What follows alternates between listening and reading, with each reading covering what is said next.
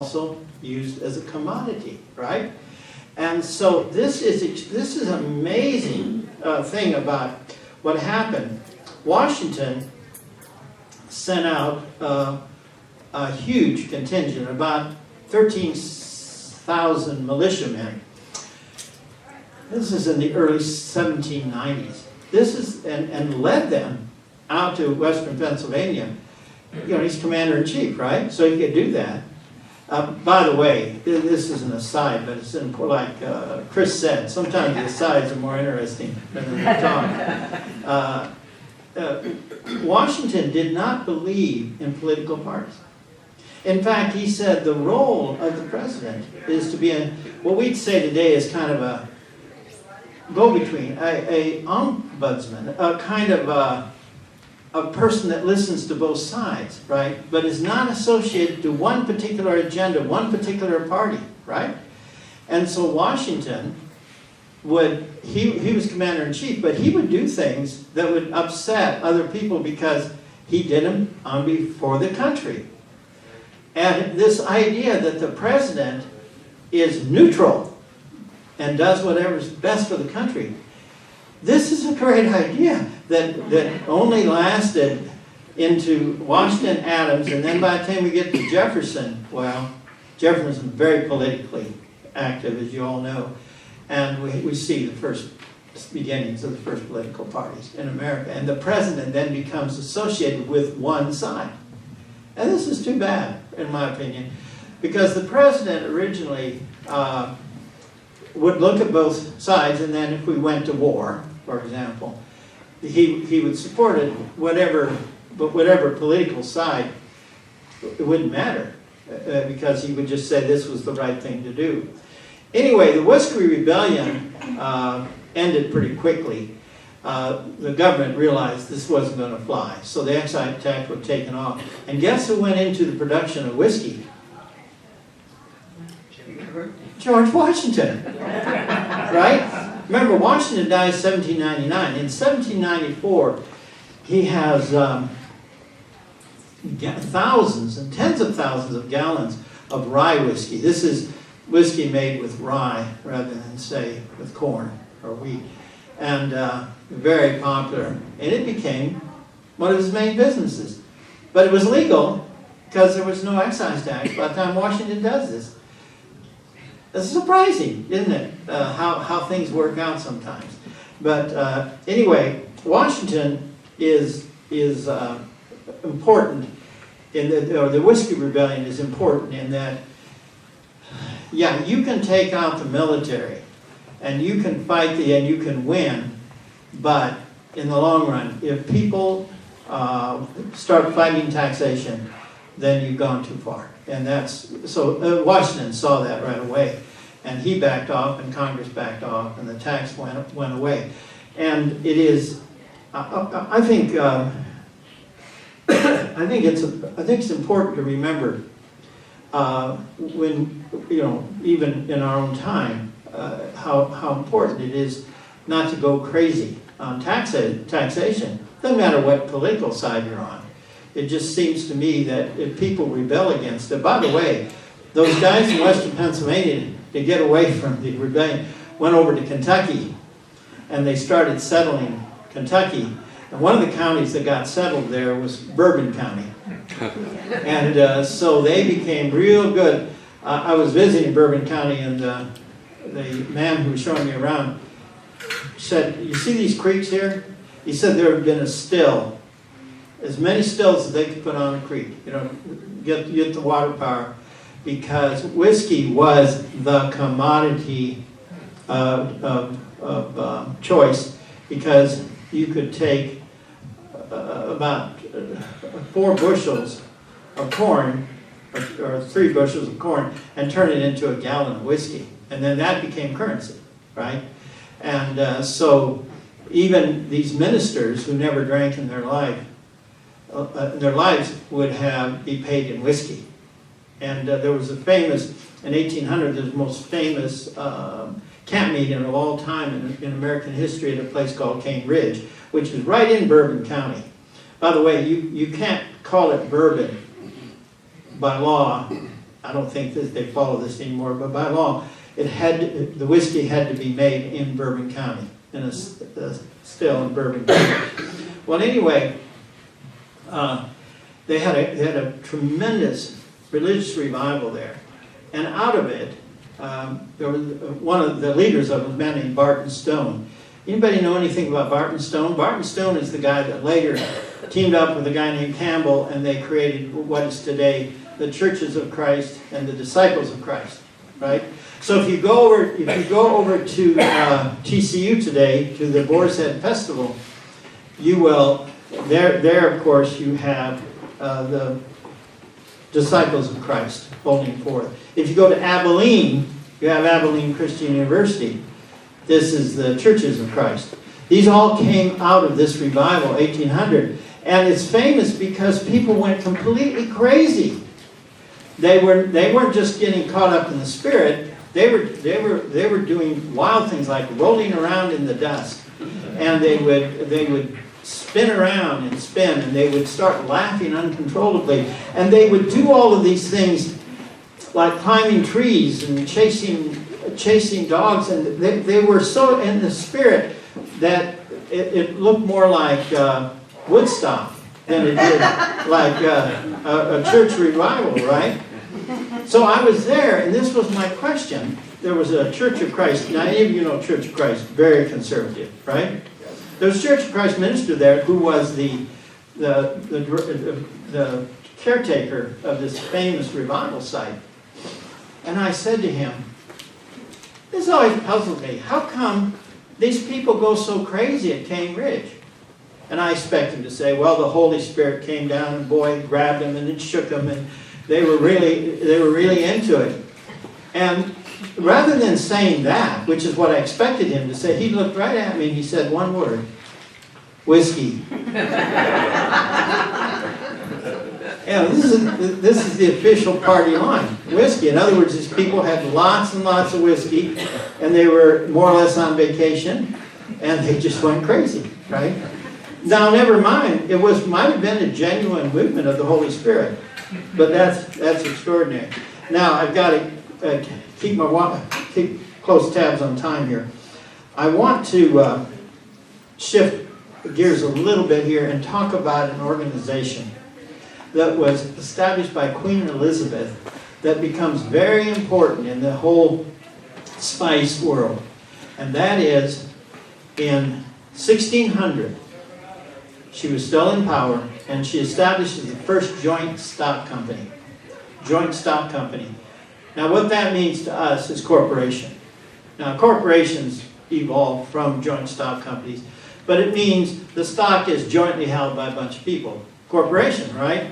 And so she creates the first joint stock company to get a monopoly on pepper, so that England will have a monopoly on pepper, and not Spain, not Portugal. Because Portugal, they're the ones that settled the Spice Islands in terms of taking out all of the goodies. So she creates the British East Indies Company, 1600. Now Queen Elizabeth was very, very bright lady, and she understood that even the government wasn't rich enough to send all the ships over that it would take, and all. So what she creates in this first corporation in the world is essentially an independent government that has its own army, right? At its height, the British East Indies Company army was 250,000 men, and they have thousands, tens of thousands of employees, and they control half of India, because India, the British were not able ever, well, at least for a long time, to take control of the Spice Islands. That was first done by the Dutch.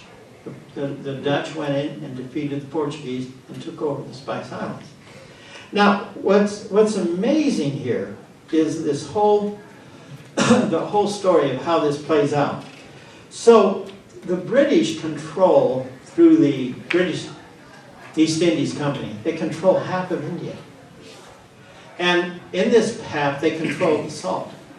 And the salt, they produce the salt, and then they sell the salt. And anybody caught selling salt outside of this system, probably going to end up being executed. So the British were very tyrannical about this. You know what they did? They built a hedge. Now you look out, and there's a little hedge running across somebody's property, and you think, well, okay. They built a hedge. Are you ready for this? That was 2,500 miles long. And let me read to you the statistics on this. It was 14 feet high, 12 feet thick, thorn hedge. Let me repeat that. It's 14 feet high, 12 feet thick, and it's 2,500 miles long. Now, why did they build that? They built that across the whole length of India. On one side, they totally controlled the salt trade. Now, why would they do this? Because there's so much money in salt, so much money in pepper. And they just bled India dry. And actually, if you remember, let's fast forward, say, from 1804, when they made 1804, the British had a monopoly on salt in India, at least that portion of India they controlled. And 1930, what happens in 1930 in India? Gandhi marches to the sea. Why is he going to the sea? To illegally evaporate salt water and get what? Salt to sell outside the British system. And of course that sets off the whole Indian independence movement. And then it takes them quite a few years. 47 they finally achieve independence. But the whole thing starts over salt, right?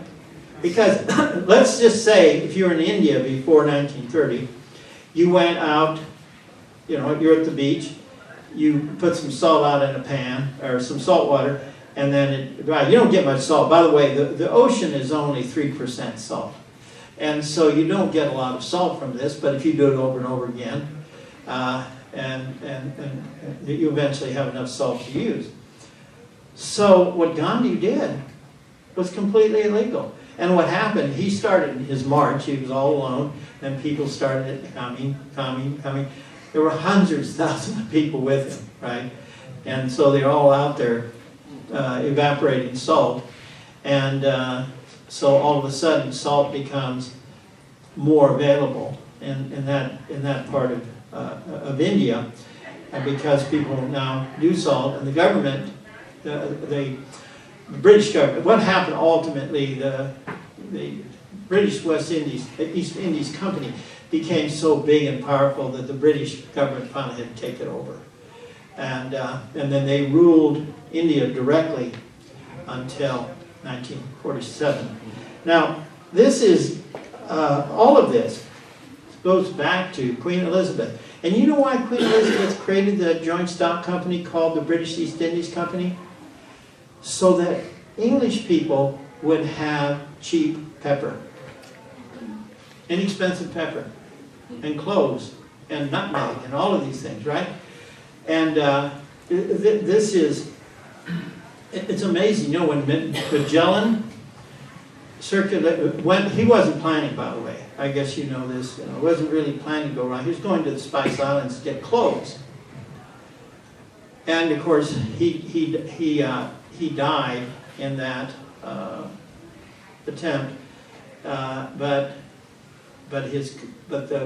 one of the ships continued on. They only collected 384 bags of cloves. All right, these bags aren't very big.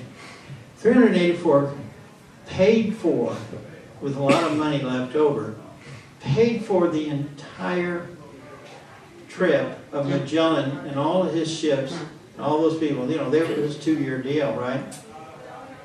Just those, small number of bags of clothes. Now, I want to tell you one other thing here. And then we're going to have to start wrapping this up. There was a man named Eli.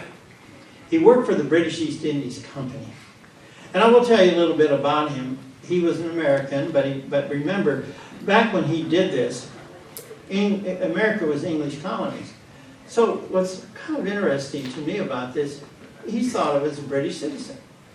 So he goes to England and he goes to work for the British East Indies Company, and they send him to Sumatra, the Spice Islands, and they send him to trade with Sumatra. It's one of the important Spice Islands. They trade for pepper and cinnamon, nutmeg, and a few other things. And so Eli does his official duties, and he eventually becomes a governor in India, of a region in India. It became pretty important. He became wealthy enough that he owned 4 ships. Here's what's amazing. The British East India Company went away, and nobody wanted to go to India. Nobody wanted to endure all that. And so they had to pay them. So they let them on the side trade in pepper. So this man, Eli, traded on the side in pepper and made a lot of money, made a fortune, which then when he left India, he comes back to America. And he has so much money, he decides to take the bulk of his fortune that he made, this is like moonlighting, right? On the side, selling pepper. He decides to take that money and found a college. Anybody want to take a guess the name of the college?